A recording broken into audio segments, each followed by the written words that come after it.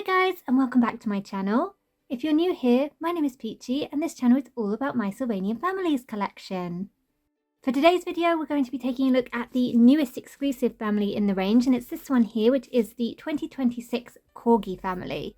This family were released in February 2026. They are only available in Japan at the moment, so I do have the Japanese edition here.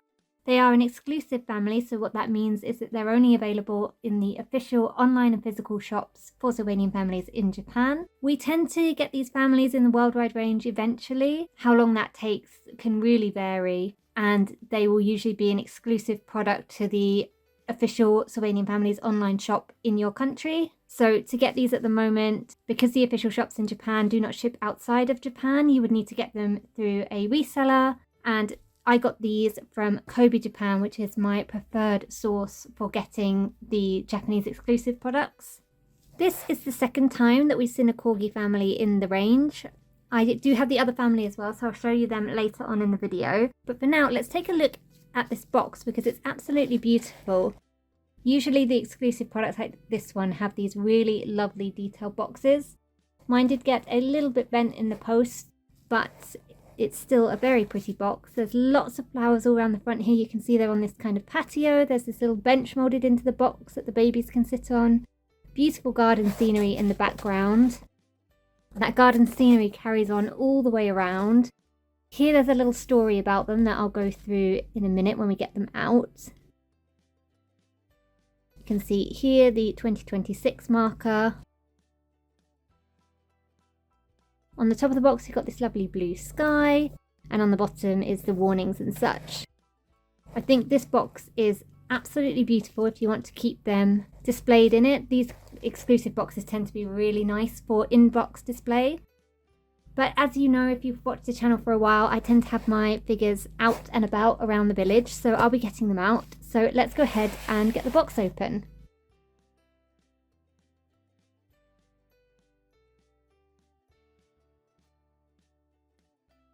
So you can see them a bit better there without the glare of the box. You can also see their cute little tails poking through the back of the box just here. So we've got 6 members in this family: mum, dad, sister, brother, and then little baby sister and brother. I think there's a sister and brother, but we'll check the bios in a minute. The family name is Jones, but I couldn't see that anywhere on this box. Same thing for the bios. There is a story which names each of the characters, but as far as I can see from the translation, it doesn't include the surname or their proper bios. However, there was a blog post when this family were announced on the Sylvanian Families Japanese website, which introduced the family, that does come with the surname and the bios. So the father is Douglas Jones, the mother is Rose Jones, then the brother is Thomas Jones, we have Ella Jones, the little sister, then we have baby Harry, and baby Jane, so brother and sister. Let's start by getting dad out of the box. So here he is, freed from the elastics. The first thing I noticed about this family is they have such a cute face mould. Easily recognisable as corgis with their big ears and cute little snouts, but they have a much cuter, more cartoonish, I think, look than the original Corgi family, who I'll show you a little bit later on, and we'll do a comparison a little bit later on in the video. I love the clothes. I love the fluffy tails. These are that kind of pipe cleaner tail that you can pose, but they're extra fluffy. Got these fluffy trousers as well, made out of this really nice soft fabric. These are also sewn between the legs, so they are actually trousers rather than being a kind of puffy skirt. He's got this oversized collar that I really love, with the brown detailing in the stitching, which matches his bow tie. He has a checkered shirt, which is very reminiscent of the older dad characters. And then I think this is all, yeah, it's one piece, so it's more like a jumpsuit than a separate top and trousers. And they do have completely white bodies. The white on the face is the really soft flocking that you'd kind of be used to on Sylvanians. The orange, whilst not as rough as some, it's definitely painted on the flocking, so it is rougher. The pink inside the ears is quite soft though, as is the little nose. So Dad Douglas His favourite thing is tea, and he is a very prim and proper kind of chap. He always keeps himself very well groomed and loves to follow a schedule.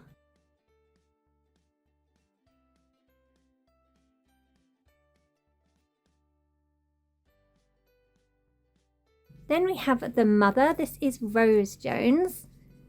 I love her outfit. I love these little scallop kind of frill bits. They're very pretty. Kind of yellow and purple gingham check with these scalloped edges.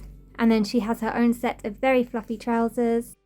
His are a kind of more light yellowy kind of colour, whereas hers are a very bright white.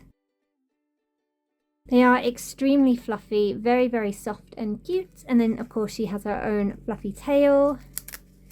Her outfit is in two parts, so the trousers or the fluffy bottoms are a separate part to the kind of tunic top that she's wearing. She has her own brown little bow tie or bow, and this white kind of bib collar piece, which I really like, again with the brown stitching. I think this family has quite cohesive outfits. Rose's favourite thing is having a good old chat. She's very talkative. She's curious and always on the go. And during tea time, she happily tells the family all about her day and what she's seen and what she's been up to. These are kind of very rough translations from what's on the website, as I don't speak Japanese, unfortunately, and definitely can't read it.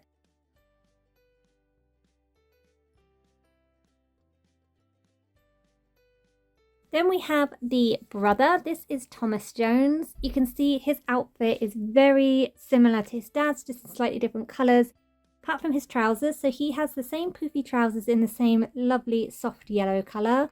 Again, stitched between the legs on the child-size figure as well. He has the same kind of oversized collar, but this time with yellow stitching and yellow belt. He has this lovely kind of spring Eastery green bow tie. Check shirt in a lovely blue gingham. His outfit is all one piece again. And then he has a cute, smaller version of the fluffy tail, which is more scaled to his size. He looks really, really cute. I love that his outfit is pretty much a mirror match for his dad's. So his favourite thing to do is playing frisbee, and he is very proud of how fast he is on his feet. Even for the smallest errands or things that can be told over the phone, he'll say, "Okay, I'll run over there," and dashes off out the front door in no time and likes to do his little tasks and things as fast as he can.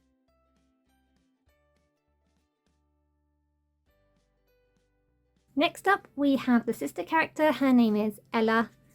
And again, she has the same poofy trousers, also sewn between the legs. And then she has the same kind of mirror match outfit to her mother, with the nice kind of dress tunic with the scallopy hems, the oversized kind of bib collar.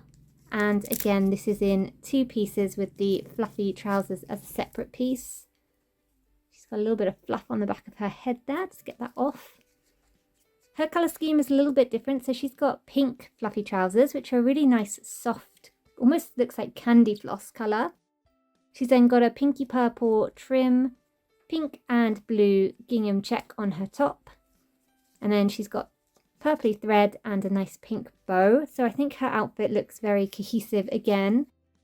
She also, of course, has her little fluffy tail back here. And her favourite thing is crochet. And she just gets completely engrossed in that. She loves learning more and she'll get engrossed in what she's learning. While her siblings are playing in the garden, she's much more likely to sit off to the side and do her crochet and knitting. So she is very good at the kind of handicraft stuff. Maybe she'll get a part-time job at the tailor's shop. That would probably be something that she would enjoy. Maybe she can do like embroidery and crochet pieces to go with the clothes that are being made.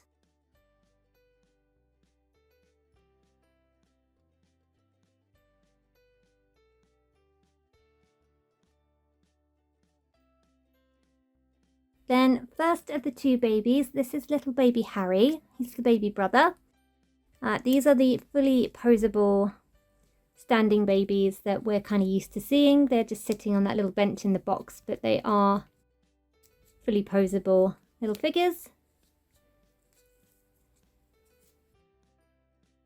So Harry, you can see, is wearing a similar outfit again, though shrunk down to the very baby size. So poofy bottoms, again sewn between the legs. These are the same white that the mother is wearing. Then a checky kind of top with this nice oversized collar. Lovely orange thread on this one and a little pinky purple ribbon. Gingham top goes all the way around. That is a separate piece, and then the trousers are a separate piece as well. Really love the yellow and green colours on this, very spring-like. It's got the movable head as well, of course. Harry's favourite thing is cupcakes. And he is a baby who just loves to eat. He loves mealtime and snack time. It's always got a big smile on his face when that's happening. And he's not picky with any food, so he's not really a fussy eater at all, which is great for a baby. I imagine that makes life very easy for mum and dad. Harry, it sounds like his interests align very much with mine in that he's a real fan of food.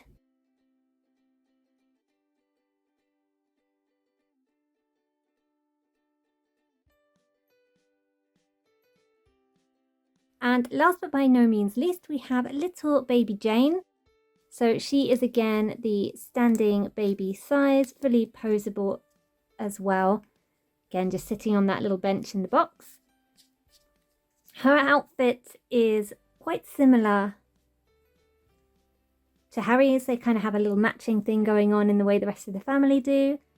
So she has the cotton candy pink fluffy trousers. They might look slightly darker on camera, but they are the same fabric as the sisters.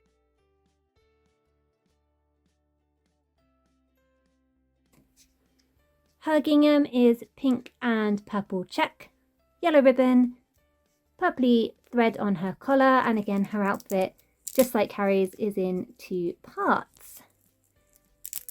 At this size, the babies don't have tails, so she doesn't have a fluffy tail, but that's normal for this size of character. And her favourite thing is running. She's a super energetic baby. She loves playing outside. She loves jumping, hopping, running around. She absolutely loves to move her body. Imagine again, that's great for her parents because she can run all her energy out and then probably takes big long naps. So imagine she's a pretty good sleeper. And that is the whole family out of the box. Here you can see just how lovely the details on the back of this box are. Really, really pretty cottagey garden scene, and I love the little bench that the babies were sat on. Absolutely beautiful box. I've just run the story that was on the back of the box through Google Translate, so it's giving me Thomas and Jane are busy running around chasing a frisbee. Okay, here we go, says Jane. Oh no, Jane, you threw it too far, Thomas said. Harry, aren't you going to go? Ella asked. I think I'll go when I'm full, he says, gobbling down a cupcake. Dad Douglas and Mum Rose were enjoying their tea and watching their children play in the garden with smiles. Cute little short story there. No storybook in this one though, so you don't get a longer story with pictures. Now, I did mention that this was the second Corgi family in the range, and here is the first one. These are the DePembrokes Corgis. So let's just get everyone in the shot.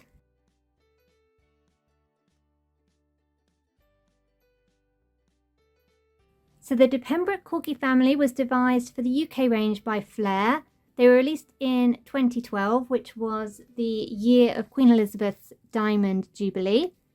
The name DePembrokes is a play on the Pembroke Corgi breed. That was Queen Elizabeth's preferred breed of corgis, hence the DePembrokes name. Their first names as well are Duke, Queenie, Earl, and Duchess. So again, a very royal tie-in there. The edition I have here are the re-release that was put out by Epoch in 2020. That was for the 35th anniversary, and I think it was their first official time being released into the Japanese range. The only noticeable difference I could see between the Flair edition and this Epoch edition that I have is these have the Epoch flat hands, whereas the 2012 edition had the gripping hands. There were also 2 baby characters, Prince and Lady, who were standing babies just like these ones. They didn't receive a re-release when the main family did, so there's only the 2012 versions of those available, and they are extremely expensive on the second-hand market, also due to the painted blocking. Very difficult to find in nice condition. So I don't have those, but I am glad I managed to get some baby corgis now, because I really would like the DePembrokes babies as well. I think they're very cute.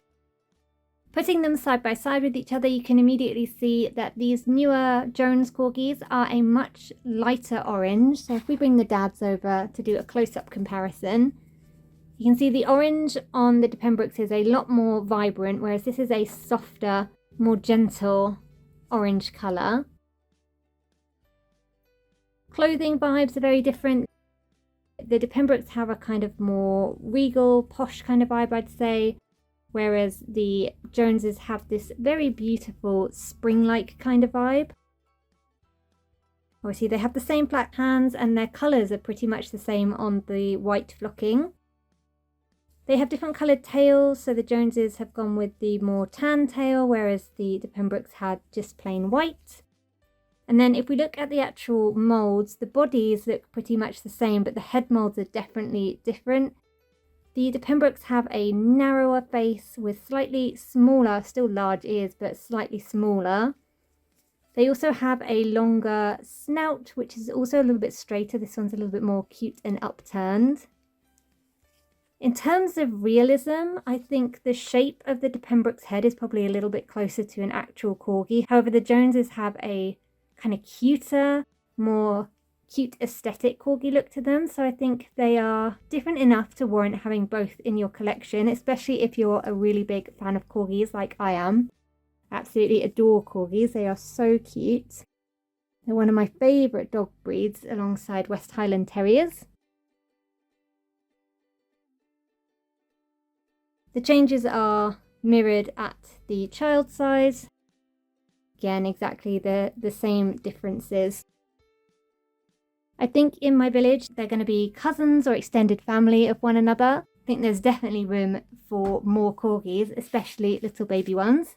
Obviously not having the DePembrokes babies, I can't do a like-for-like comparison with them, but I would imagine the changes are mirrored down at the standing baby size as well. I would imagine these have slightly bigger ears, rounder, cuter face with a more upturned nose.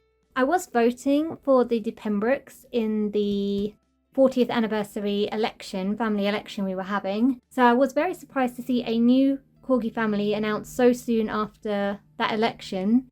I think it would have been strange if the DePembrokes had won, that you'd then have 2 Corgi families in the range simultaneously. But definitely not mad about it, because obviously they did not win. So always happy to have more Corgis, even if they are different. And that brings me to the end of today's video. I hope you've enjoyed looking at this new family with me. Let me know down in the comments what you think of them. Are they ones you're planning to get, or you're not really bothered about these? Thank you so much for watching, and I'll see you again next time. Bye bye for now.